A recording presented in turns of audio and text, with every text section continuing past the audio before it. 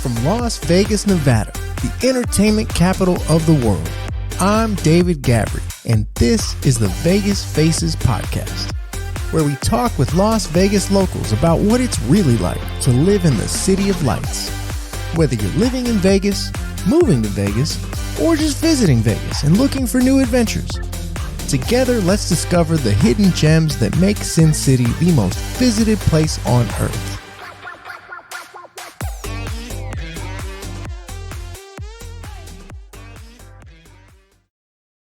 Hey everybody, thanks for tuning in to another great episode of the Vegas Faces Podcast, where we talk to the people of Vegas about what it's really like to live in the entertainment capital of the world. I'm David Gavrey, and boy do we have a one-of-a-kind special edition episode for you today. Let's set the scene, okay? Our beloved Vegas Golden Knights are in the Stanley Cup Finals. In just 6 years of this team's existence, Vegas Golden Knights have now made the Stanley Cup Finals twice. The first time Vegas made the Stanley Cup Finals was in their first year of existence. They were an expansion team, and at the start of their very first season, Vegas sports betting odds makers put the Golden Knights as 500-1 odds of winning the Stanley Cup that year. In fact, sports analysts said that they would be shocked if Vegas finishes the season anything other than last place. Yet, in their very first year ever, Vegas Golden Knights go all the way to the Stanley Cup Finals. And although they didn't win it all, they earned everybody's respect and everybody's hearts right here in Vegas. Now, to make things even better, at the time of this recording, Vegas Golden Knights are up 2-0 in the Stanley Cup Finals. That means 2 more wins and Vegas wins the 2023 Stanley Cup. Now, the best part of today's episode, I'm sitting right here with a Vegas legend. Whether she knows it or not, Kemnay Churko earned a special place in all our hearts when she flipped double middle fingers at our enemy, Evander Kane of the Edmonton Oilers, who was violently attacking our guys, and the refs didn't see it, and Kemnay wasn't having it. On top of it all, Vegas was down 5-1 that game. Tensions were high. It was a wild back and forth series. Vegas morale was down. And even though Kemnay's middle fingers instantly went viral, it brought back the energy for Vegas. And they went on to win that series and the following series against Dallas, earning their spot in the 2023 Stanley Cup Finals. And I'm sitting here with Kemnay and her husband Kevin in their amazing Las Vegas music studio known as the Hideout, along with our beloved friend Rob, known on YouTube as Rob Hau Rockstar Realtor. Without further ado, I want to welcome all three of you, Kemnay, Kevin, and Rob. What's happening? Hey, how you doing, David? Thank you for having me here. Yo. And at the time of this recording, we are in Kevin and Kemnay's music studio. Believe it or not, Kemnay is a real person. She's not just someone who flips people off at hockey games. I'm really, really impressed with your studio and to be here. And I'm really thankful and grateful for the time and the opportunity. Let's just get started with, hey, Kemnay, what's up with them fingers? What's up with them little birdies? I got caught in the moment. There was a big play going on in front of me, and Evander Kane had Colasar down on the ice and was punching him in the head, and the refs weren't doing anything. And I just jumped up and I started pointing to the refs. And then they pulled Evander Kane up over the boards, and we looked at each other, and I gave him the finger and mouthed loser to him, and it was captured on film, and I'm embarrassed. And he blew me a kiss. Yes, the kiss is a big part of that, huh? It really is. Yeah. It is. So it was a frustrating game. Ugly. Yeah. Hockey's a frustrating sport, and so I feel like you kind of added this moment of levity in this situation and in this moment that Knights fans were kind of down and were like, oh no, it was a wild series too. It was such an up and down, back and forth type of series. So to have that was really fun. It kind of gave us a jolt. And just to be clear, it wasn't the poor sport in her. It was the sense of injustice. It wasn't that we were losing the game. It was that she was upset because their guy was beating our guy on the ground, which is and anybody that observed that game, there were several plays that never got called. Mm-hmm. There were some dirty things going on. It was out of control. It was the last straw.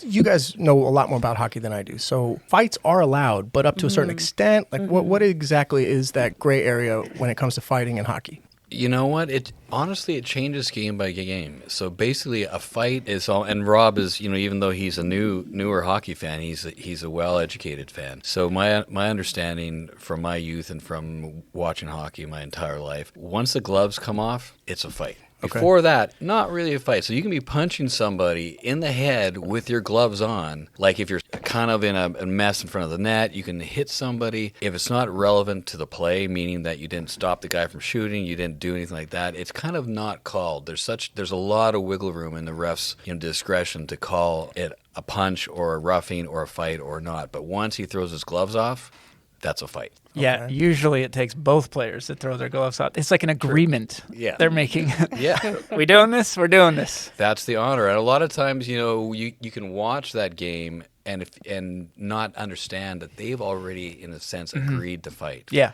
Okay. They've already talked to each other. Say, you in, yeah, I'm in, you in, yeah. And then the gloves come off and they fight. So it's not like nobody's sabotaging the other guy usually. It's like, are you good to go? Yeah. For the record, Evander Kane did get, I think it was a 10-minute major penalty after that too, which is quite severe. Misconduct, yeah. Wow. Yeah, how do the penalties vary? It's like a 2-minute penalty box. That's like your He spent 24 minutes in the penalty box that game. That's how how he was behaving. So they have the misconducts, which are the ones where they send him off the ice completely. They can't even sit on the bench. That's what he got, a couple of those. And then he got the regular. Wow. So he's doing like this sneak attack that no one else is seeing. Everyone else is on the other side of the ice. And then you're over there just trying to flag down the refs like, hey, do your job.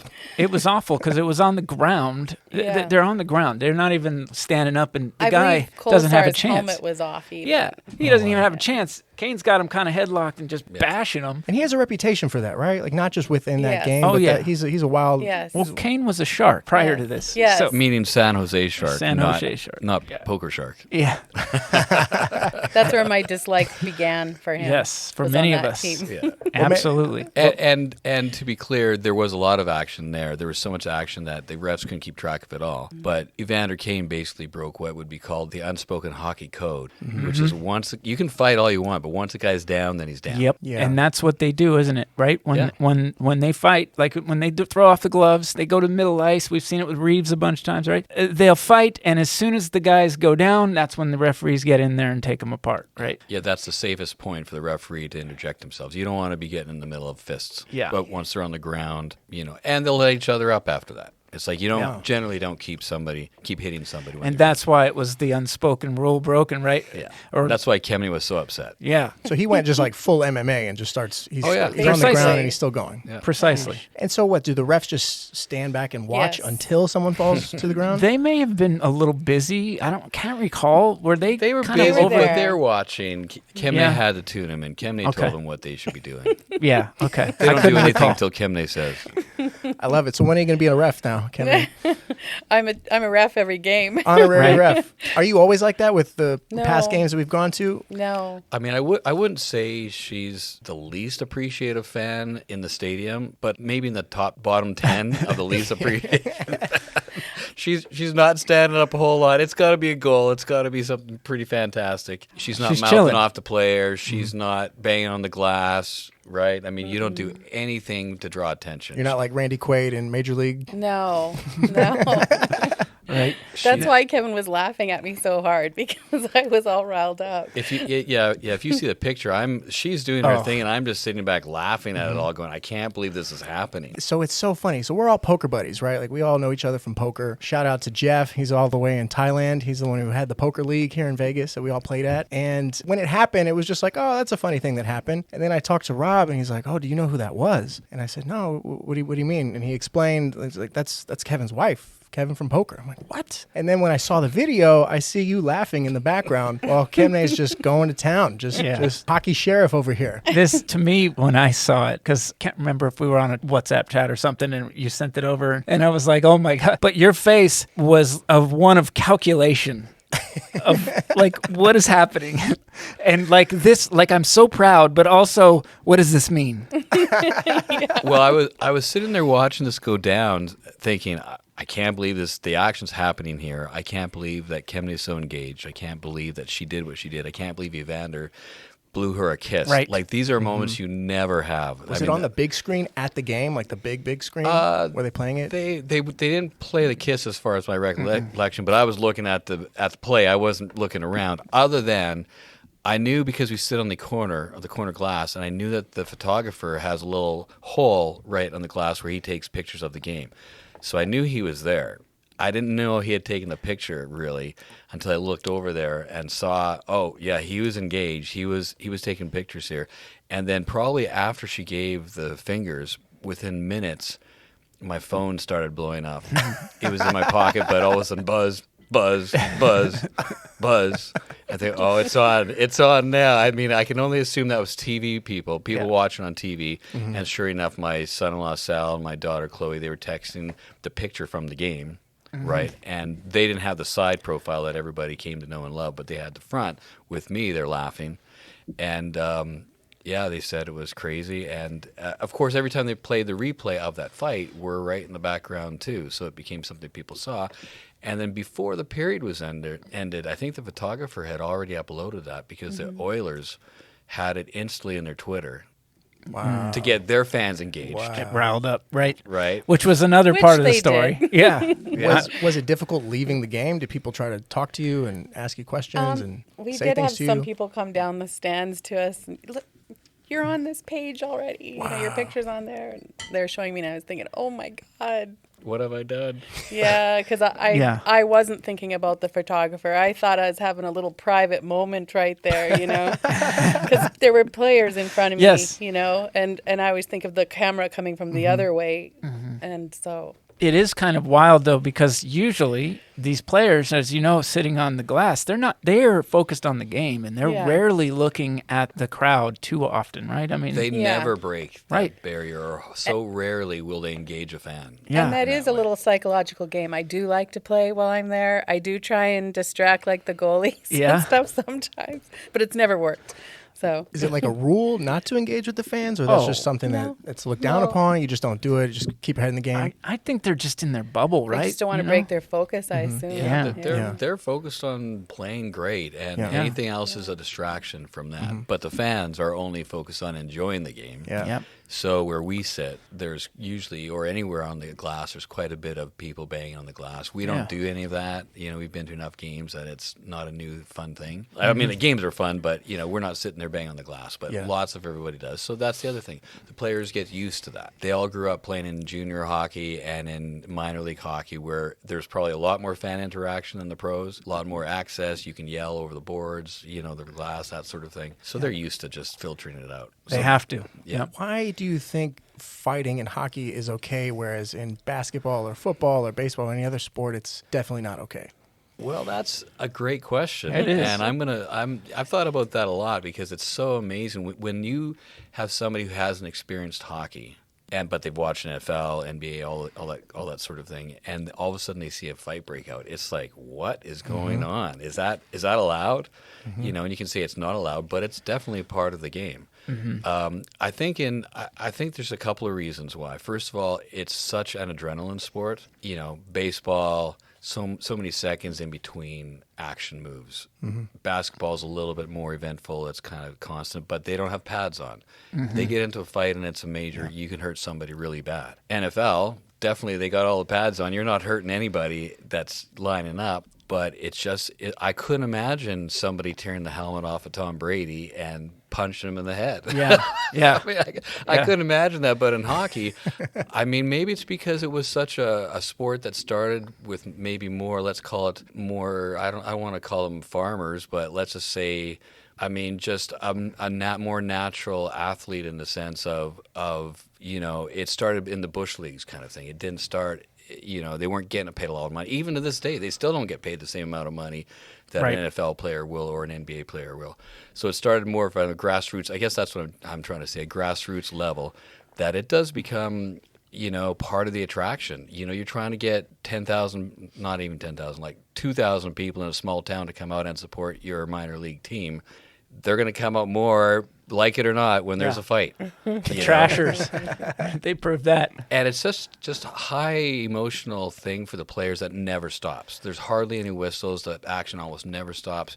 It's like maybe a cop chase or something like that, where you get so caught up in the moment that you're unaware of that you've escalated it too far until the moment is that you're fighting, and then you can't de-escalate it then until you punch yourself out. Yeah, that's a good point. It's constant. Even soccer has some stops, penalty kicks and things like that. Yeah. Hockey's just going. It Plus, can be. Yeah. I feel like the ice adds an element. Like, you have to know how to skate well on top of handling the puck, on top of strategizing and whatever the plays are and all that type of stuff. Well, I think maybe that's a thing too. It's a little harder to dig your feet in and really land a Good knockout solid punch. Yep. even though it's probably not for those guys, but I think maybe the public thinks it is. So it's almost like it's not as offensive. It's not as dangerous. Well, it's probably, I can't say that's probably more dangerous because if you have your helmet off and you slip hit your on head the on the ice, ice, there's a concussion. There's some great documentaries of enforcers who made a living off of being the fighters in the NHL, and lots of concussions, some brain damage, all that sort of thing. Oh, people continue to talk about how we don't have the enforcers anymore. Like, we got rid of Reeves, and everybody says, oh, well, if we had Reeves in that moment that happened, Kemnay, maybe Reeves would have been over there instead of Kolesar, right? But instead, Kemnay was there for the team. Right, yeah. But it's the change in the sport that's happened a little bit, too. The enforcers are not as much of a piece of the puzzle. So we needed one off ice. Back in the Wayne Gretzky days, Wayne Gretzky is arguably the greatest player in the history. Right? I think he is, yeah. But he had to have what they would call an enforcer on the ice with him almost at all times to protect him. So people weren't giving him a cheap shot. You lay a cheap shot into Wayne Gretzky, you hit him with your stick, you elbow him, whatever. The enforcer then skates and basically pounds the living daylights out of you. So once you know he's on the ice, you're not doing any of that. Right. Wow. And I think it became, honestly, there's another section of this. I don't want to get too technical, but there used to only be one referee on the ice at a time that could call a penalty. So it's like the WWE. If the referee's watching the other side of the ice, distract him. You can do whatever you want to the player. If he doesn't see it, he can't call a penalty. Yeah. So when he couldn't call a penalty, the players decide to penalize that guy themselves. And that's how... maybe that's also a reason for the fights, was that if that guy wasn't going to be penalized for that cheap play, well, the team's going to take it on themselves, and the next time that guy's out, they're sending the enforcer out to get him in line, right? That makes sense. Whereas now there's two referees, so they combated that by having two referees that can call penalties now, too. And I think technically the linesman might be able to too, but basically the two referees with the red armbands, they're the only guys that can call a penalty now. So maybe they don't have to have the enforcers now quite as much. Yep. Kemnay, were you embarrassed? Like, what was your first emotion when you saw that it's on TV and it's on all these articles and an overzealous hockey fan and flipping the double birds, like all these headlines that I was reading with all the articles? When you saw these things, like, what was your first emotional reaction? Absolute embarrassment. I felt very humiliated. I felt like I've been caught on camera with bad behavior and it's all over the place. And then, of course, you can't help but look at comments, and people were super negative. Even Vegas Golden Knights fans? No, not Vegas Golden. So this was all Edmonton hate? Yeah, and then like the Sports Illustrated article and I think non-hockey fans start getting involved. They don't really realize what a hockey event is. And yeah, but right away I had to just remind myself, okay, this is sports. So automatically half the people are going to hate me because they're cheering for the other team anyways, right? So I just didn't take it personally. And even now, do you still feel that, or you kind of laugh it off now and it's kind of fun? I don't. First couple of days, it was like a little bit of hurt. Like, I just think, oh, how can people be so vicious? Like, they wanted to ruin my life. Like, find out where she works. She should lose her job. She should never go to another NHL game. It's too bad they don't know that you own the Hideout studio. Business owner. Well, right. I'm self-employed, so I can't get fired.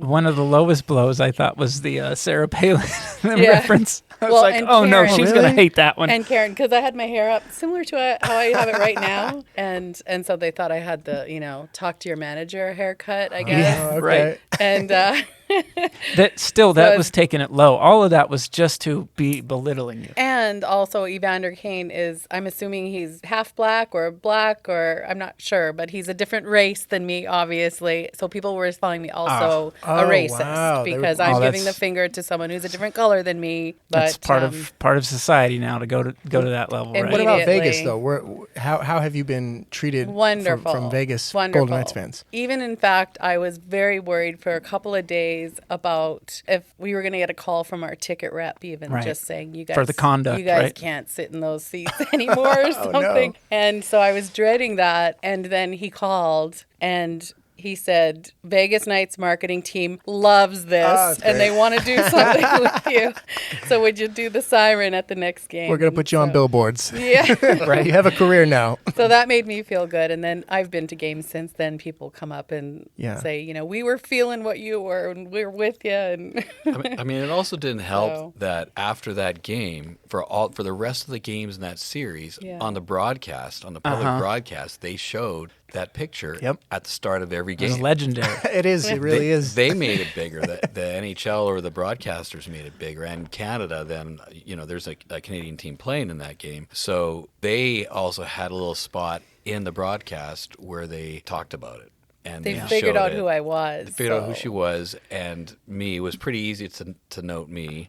Figured out who she was. The other funny thing is her son, our son, his name is Kane. Right. Which Kane. was kind of ironic that she's giving the player Kane What a the fingers. coincidence. And Right. and how many Kanes are there in the world? All the Hardly stars any. aligned Yeah. that day. Wow. Not to mention that Disturbed, one of the bands that I produce musically, was playing at that stadium the next night. Wow. So they brought that into it. Shania Twain, who I've worked with as well, was playing there. She was photographed wearing an Edmonton Oilers jersey. My brother's in her band. So, you know, my son's a music producer. We had one Canadian Juno. So they did this whole little spot on us basically about Kemnay. That's so cool. Wow. You know, flipping the birds.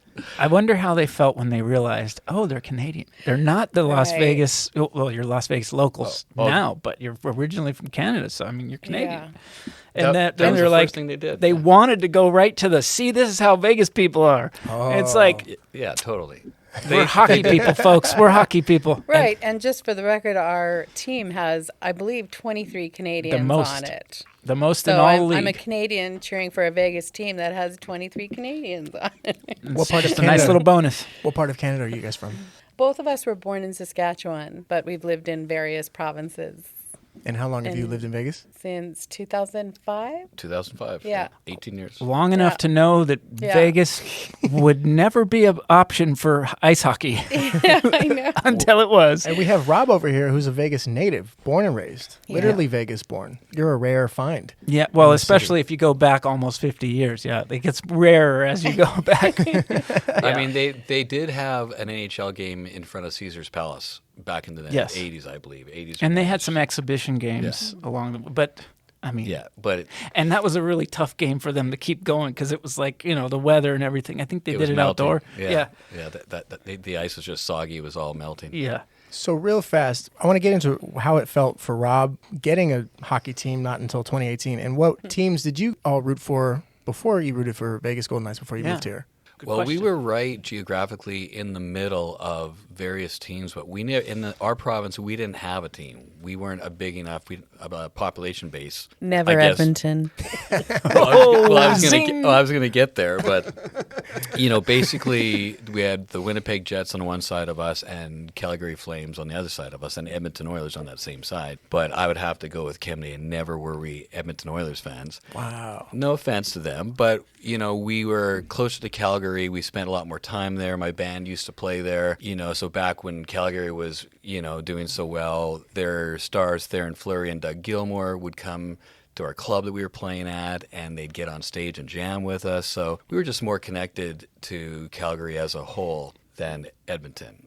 But we were never really like Oilers fans. Even when the Oilers were big back in the 80s when Gretzky was there, I was an Islanders fan because, again, they had a lot of Canadians on that team.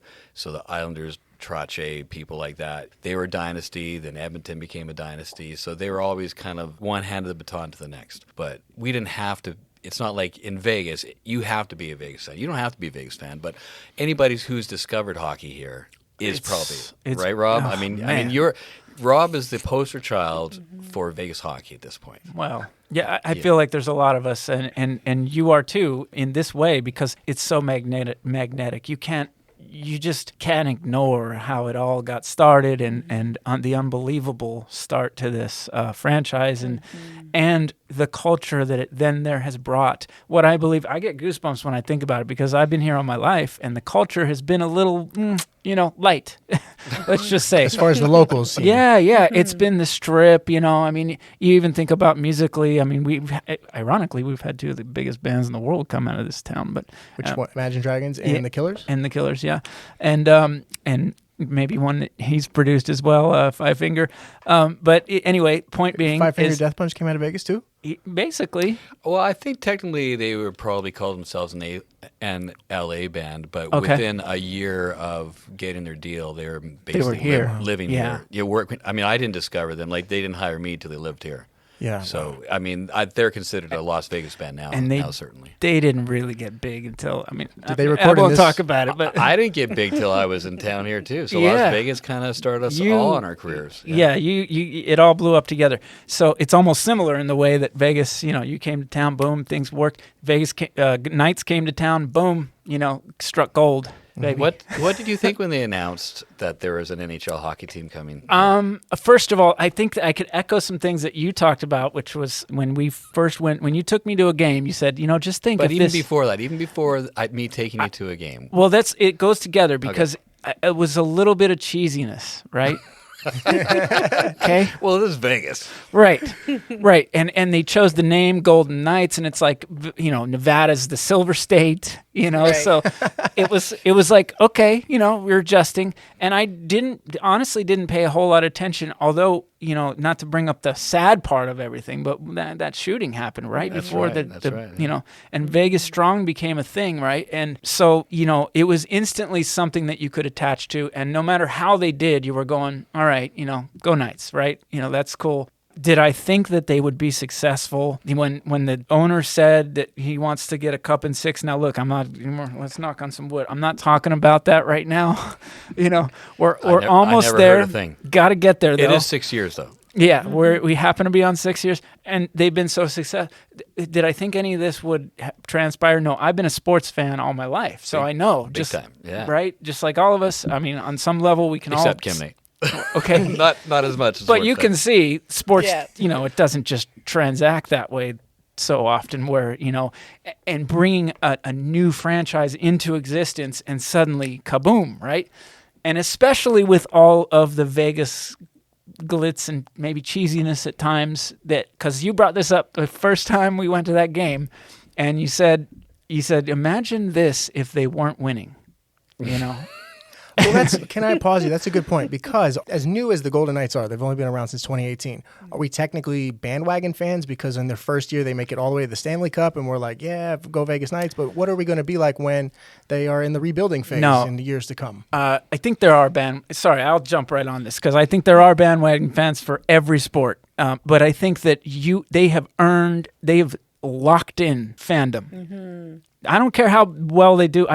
Listen, I'm gonna be my heart's in it. So if they suck, it sucks, But I'm a fan. I'm an Orioles fan, Baltimore Orioles fan, okay? It's been a long, hard journey, okay? When I was young, they were great. I'm a Washington fan. I can't even say my team's old name anymore. The Commanders now, right?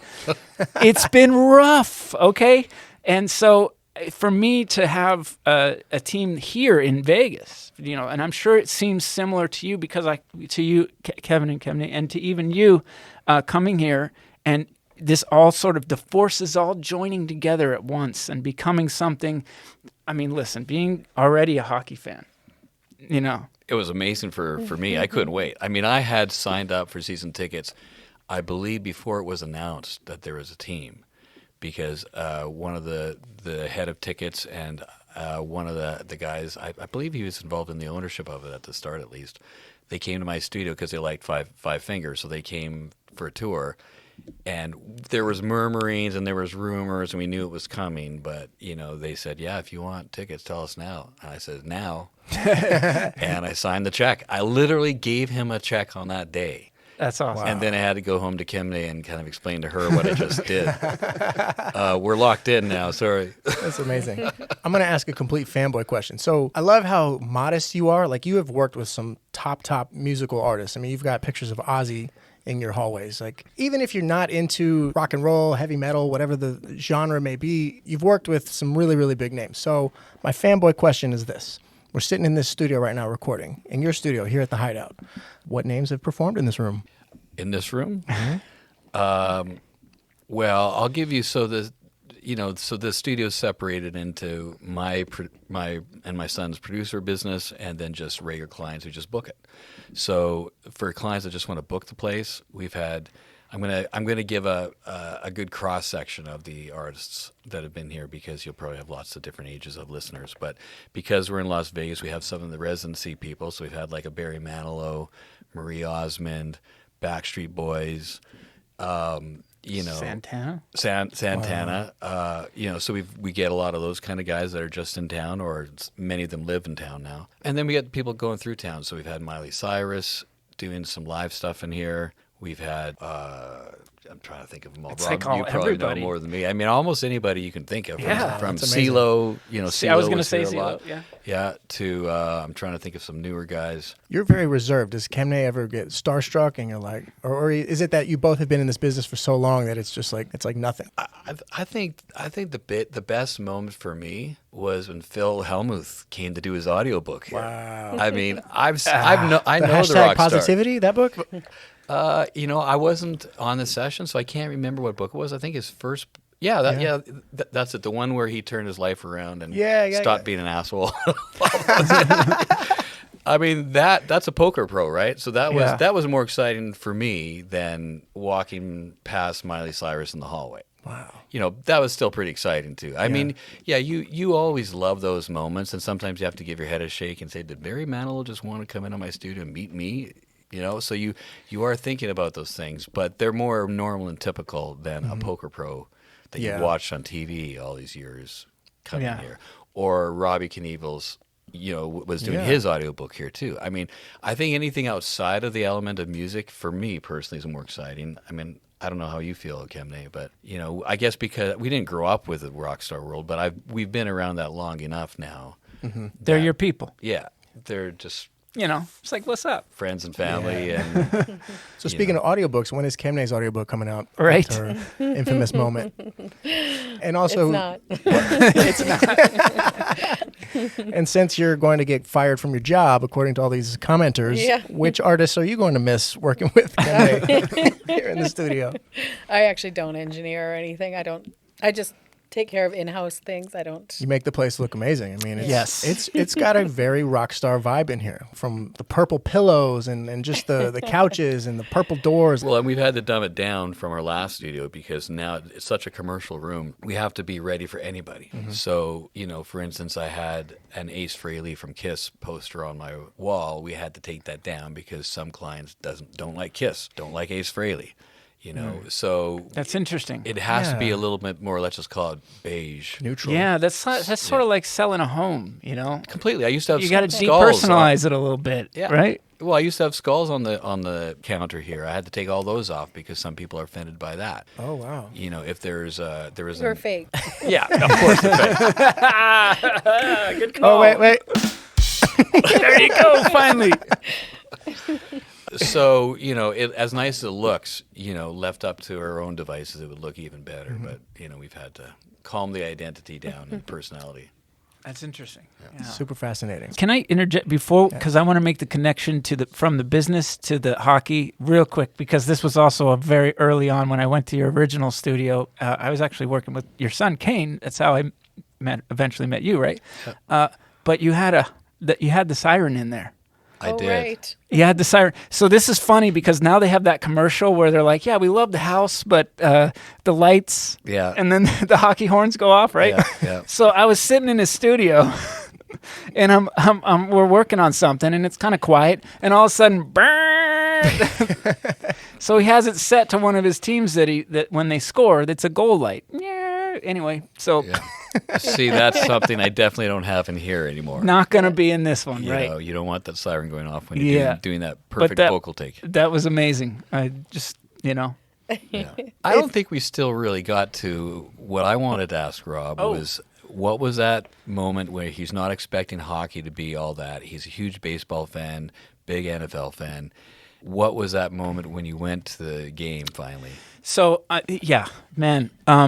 First of all, hockey is the best live sport. It is just the best. And that was what my thought was. I mean, you go there and you see the action, and see, here's what the technology has helped hockey become better, and I believe hockey's ceiling has not nearly been reached for what the sport is, and that's because the old TVs were the tube. You can't see the puck, right? They even tried to do the little follow around the puck thing, right? And it didn't work, and it was awful. But as TVs have gotten better, bigger, more definition, right? You can see it, and I think that going to a game helps you watch a game on TV. So, the more you go watch live hockey, the more you can follow the puck and understand where it's going and understand what's happening, even start to understand the plays and what they're trying to go for. So seeing that live action that just never quits until the whistle goes off, and then it goes off, then they have a face-off, and you don't have these long breaks like NFL live is so lame compared to hockey. Really. I mean, I was a big, huge NFL fan, but seeing it live is just not hockey, and not even close. So to be, especially that first time, be able to get to have that, amazing experience of being on the ice, watching it right there, seeing how big the players are, especially they're in the skates that make them even bigger, right? And I remember your one complaint about getting your tickets early was that I picked the wrong side to be on because you thought Knights wouldn't be very good, and that all the big teams would be coming and you'd be watching their goals against our guy, right? And then yeah. I mean, I honestly I picked my seats for the opponent's end, so where they shoot twice, because I just assumed usually every expansion team doesn't do well for some years, and they got to build the team up. And so I just wanted to see goals. I wanted to see action. So I thought, well, that's going to be in the opponent's end. And so for 5 years, we sat on that side. And once we got those tickets, you couldn't get tickets on the other side because, of course, they knocked it out of the park the first year. So it was, and even now in such high demand, I had my name in, Kemnay and I had our names in for a change of seats to the home team end, which is kitty corner from where I was at, for years before finally we got the seats that now Kemnay's infamous seat is. Yeah. So now we're on the home team, and it's so much more fun to be on that side. And now we want to be on the aisle, so I got my name in for the aisle seats. Yeah. I mean, for your seats, the only way you get better is if you're out there dropping the puck for them. If you're helping them drop the face off. That would be fun. Right? Is there pressure on your end for Vegas to have to win this Stanley Cup? Because if they win the Stanley Cup, you're a local legend, right? What if something happens? Oh man! And if Florida, well, now you put the pressure on. Yeah, no. Cracked it right. But you know what I mean, right? Like, what do you ever wonder what they will say about you on both sides if Vegas wins or if Florida wins? Well, they will forget about me instantly. So, Kemnay, I guess this question is yours. You will be in the Hockey Sports Hall of Fame pictures. I haven't thought that far ahead about anything. Good. So good. Let's win first. I don't want to think about right. I don't want to think about curses or superstitions. Yeah. Yep. Let's win first. That's why I'm growing out my beard. I'm following along. The playoff beard. Yeah. Same. I've had the playoff beard since 2010. Yours is always killing mine. So. Yep. All right. Before we wrap this up, Rob, tell us a little bit about your profession. You're not just a realtor, but you're a local Las Vegas realtor who has lived in Vegas all his life.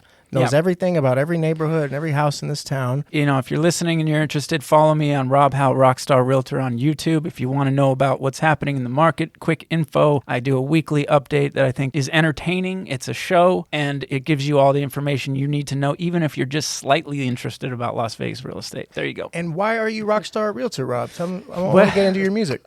This is a rock star. So I've been a musician most of my life, and then I started, working with some of them, and like Kevin and Kemnay and the others that have come along, and they would actually look at you. Kevin was one of the people who would look at me and be, "You're like the Rockstar Realtor." I think maybe even Jason said it to me, or somebody else said it. You're like the Rockstar, and sometime during the poker league, maybe, but it was enough to where it would make me blush at first. And then eventually it was 2020, and I was like, I'm gonna roll with this. That's awesome. So that's that. And you treat your clients like...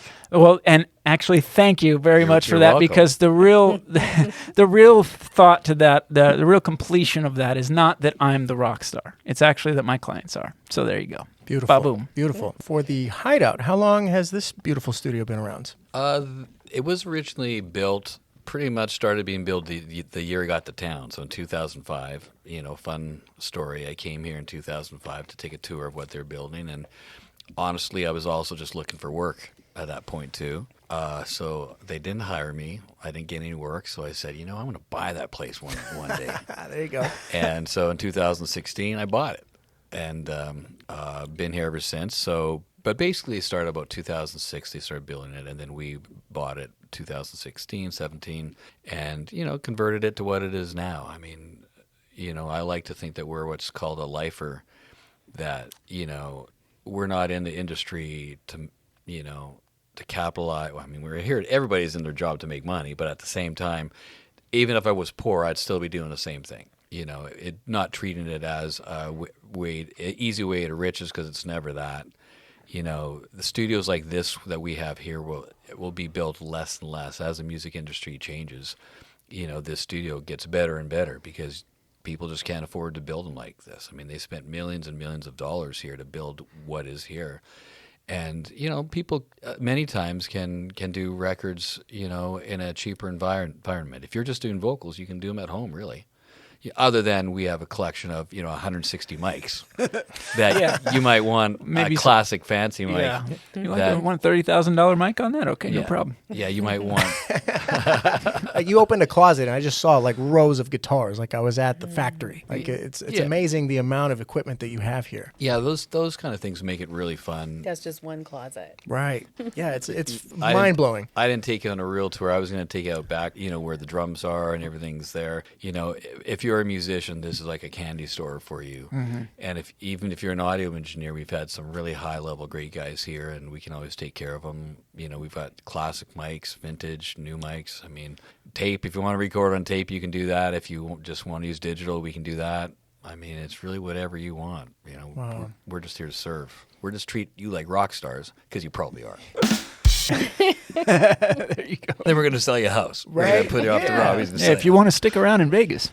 Which a lot of my clients have. I mean, honestly, if I were to count all the people I turned on to hockey, that first year I took so many people to their first game. Mm-hmm. Including Rob. NHL ought to be giving me commission at this point in time. No doubt. I spread the wealth too when I got my seats. You certainly did, yeah. But it's they were where the peasants were, comparatively. Well, that's why I say you're the poster child, because nobody's embraced hockey from scratch, from zero, more than Rob. Yeah. I mean, he can argue with the best of us on stats and all that sort of thing. Yeah, I can. Sometimes I get Jeff every now and then, and get him thinking that's where I'm like, all right, I've done something. I mean, don't get me wrong, he's no Jeff, and for those out there Jeff who don't know Jeff, it's Jeff Battaglia, who's a lifetime fan. Right. I don't know a quarter of what he knows. Wow. Yeah, I just know the surface, but I know who to ask the questions to when I have hockey questions. Good question asker, by the way. That's because he's a podcast host. Yes. That's his business, questions. He was like, I'm stumped. I was just starting the podcast at one of our last poker games when Jeff was still in town. I remember it was so funny because Jeff was like, stop talking, stop asking questions, play poker. Like, get your head in the game, play poker. And the poor guy had to move all the way to Thailand to get away from my questions. And hopefully I'm in his ear right now. Hey, Jeff. But for those, we keep talking about Jeff. Jeff was the manager for, can I say the band?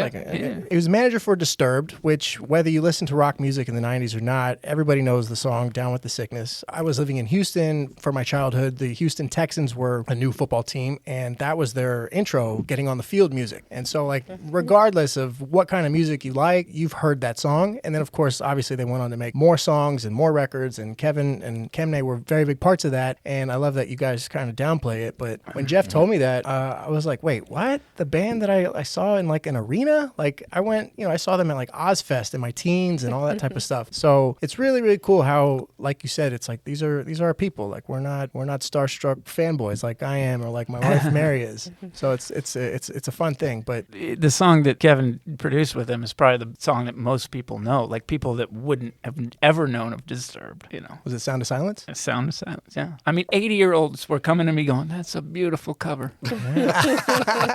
Hey, man, Simon and Garfunkel, though, right? Yeah. There you go. All right, you guys. I think that for now, this was really fun. I'd love to do this again. And I'm really, really appreciative of your time. And Kemnay, I'm so happy that you agreed to do some press. I know that you got contacted by other outlets out there. You were special, David. I feel very, That's very awesome. special. Are we allowed to ask what do we think? How many games? Or we just want to watch the games? Don't jinx it. Are we superstitious? I think we can call We think we got two more. You can prediction? you do. Are you You're not? you're longer in hockey than I am. Let's You see think what we you could? have to Can we say. wrap this up in two more games, or what do you guys think is going to happen? What's going to happen now that we're going to Well, Florida? Rob's making me feel a little self-conscious about saying anything now. But I think if as long as you're real with what you're saying is fine. It's not, what I don't like is when people are like, "Oh yeah, we're taking it home." It's as if it's done.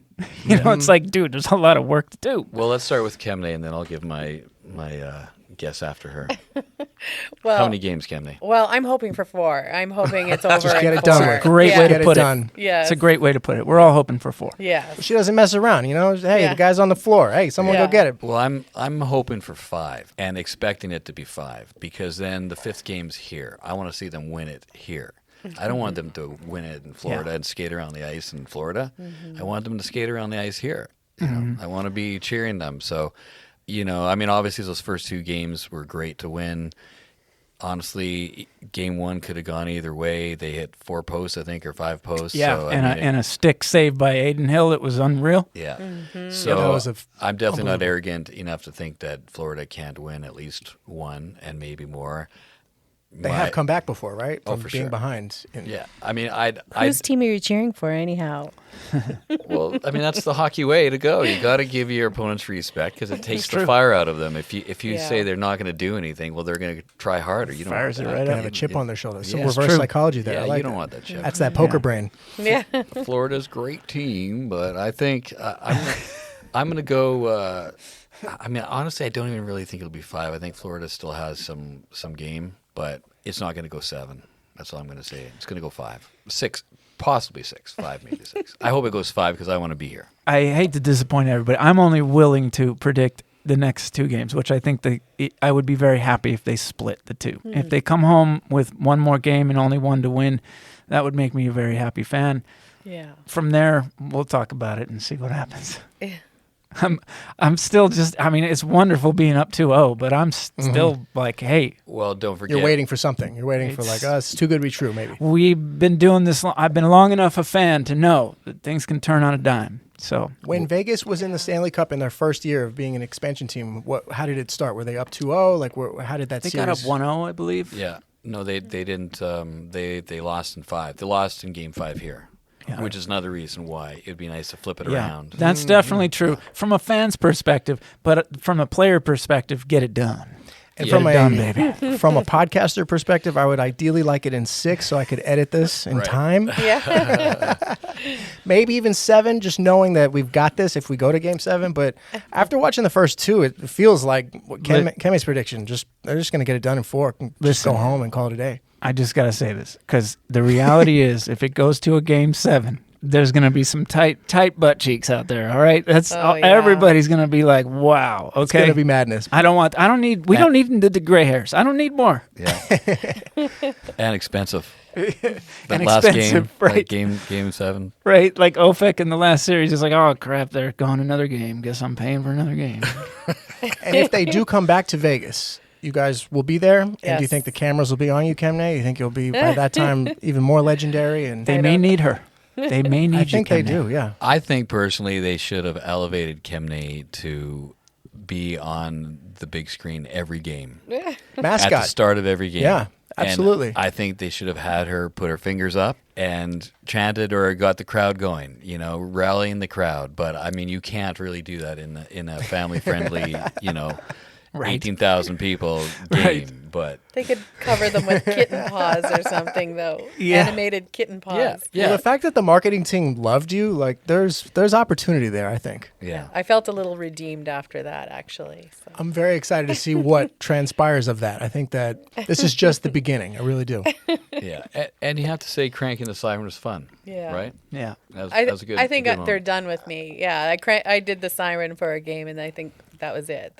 They just wanted to This capture the moment, I guess. that was a special moment. Let's be honest. You I sit couldn't where I even can plan see it. you Yeah. guys. I tell you this all the time. I sit where I can see them. I know Kemnay doesn't get up and go rowdy and stuff like this. So the fact that that moment got caught not only by the camera on the ice, but the guy who pulled his camera out of the hole that he's usually in and shot it there. That's just a moment in In fact, time. we were in those seats. Those were new seats from last season. I mean, Yep. if we were in old seats, that wouldn't have happened. And you have a son named Kane, and you've never rooted for the Edmonton Oilers. Yeah. You've- No. It's never been in your blood. It was one of those perfect. This world is a simulation, definitely. Oh no! Now we're talking Kane's language, right? Different there. podcast. This was super fun, guys. I can't wait to do this again. Thank you so much. Thanks for having right, us. Thanks, David. Thank you for subscribing to Vegas Faces on Apple Podcasts, Spotify, and YouTube. Find us on Instagram, Facebook, Twitter, and TikTok under the name Gavri Group.